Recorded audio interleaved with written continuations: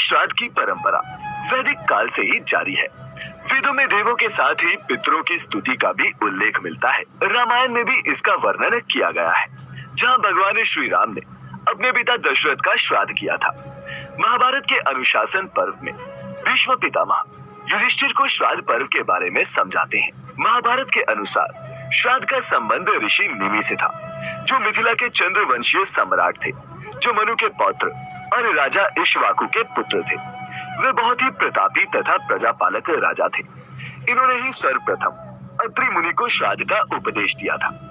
इस प्रकार पहले निमि ने श्राद्ध आरंभ किया, जिसके बाद अन्य महर्षि भी श्राद्ध करने लगे। कुछ लोगों का मानना है कि वेदों के पितृ यज्ञ को ही पुराणों में विस्तार मिला और उसे श्राद्ध कहा जाने लगा, और ऋषि निमि की वजह से इस परंपरा का प्रसार आम जनमानस में हुआ। हिंदू धर्म के अनुसार पूर्वजों को देवता के समान माना गया है, क्योंकि उन्होंने हमारा पालन किया और इसीलिए हम उनके ऋणी हैं। श्राद्ध करना इसी कृतज्ञता को प्रकट करने जैसा है, जो जातक को पितृ ऋण से मुक्ति का मार्ग दिखाता है। तो आइए मित्रों, अब मिलकर जानते हैं श्राद्ध करने की पूरी विधि। मित्रों, गरुड़ पुराण में श्राद्ध की विधि का विस्तार से वर्णन किया गया है, जिसके अनुसार श्राद्ध शब्द श्रद्धा से ही बना है, जो श्राद्ध का सबसे प्रथम और अनिवार्य तत्व है। अर्थात पितरों के प्रति श्रद्धा तो होनी ही चाहिए।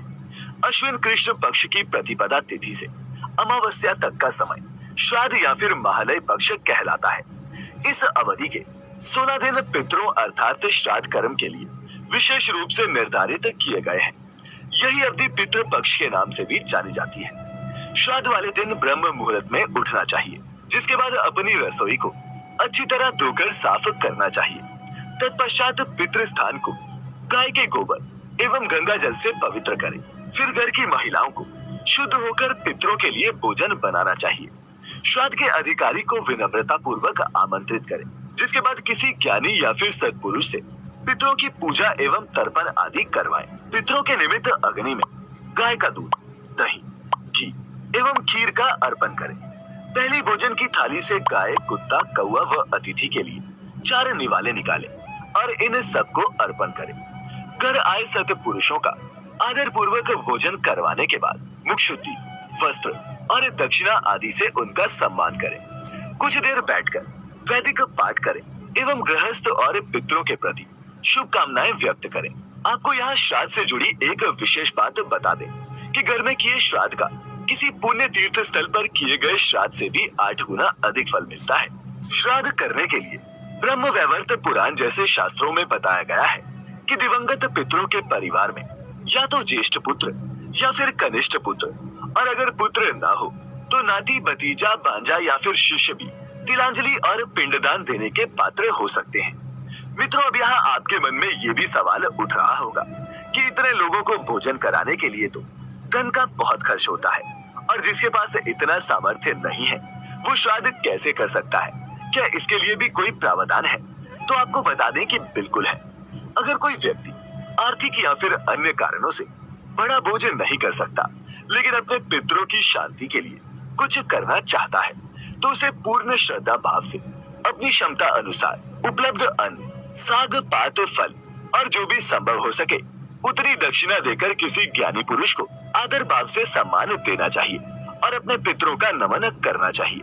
यदि किसी परिस्थिति में ये भी संभव ना हो तो 7-8 मुट्ठी तिल ही जल सहित किसी योग्य व्यक्ति को दान कर देना चाहिए। इससे भी श्राद्ध का पुण्य प्राप्त हो जाता है।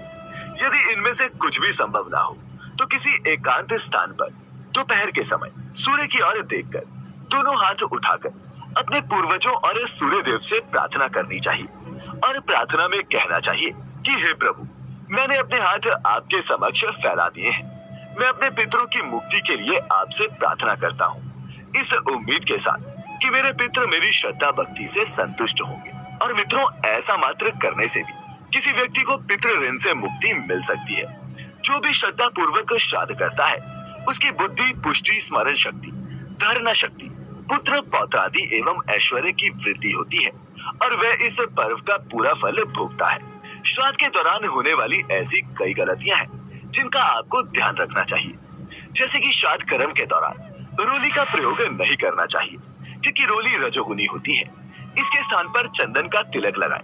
श्राद्ध किसी और के घर में नहीं करना चाहिए, परंतु अगर आप घर से बाहर हैं, तो किसी नदी, पर्वत, तीर्थ आदि पर श्राद्ध किया जा सकता है। श्राद्ध में चना, लहसुन, प्याज, काला नमक और सरसों आदि नहीं रखना चाहिए। वायु पुराण के अनुसार श्राद्ध के दौरान मांसाहार और शराब से भी पूरी तरह से दूर रहना चाहिए, अन्यथा पितृ नाराज होते हैं।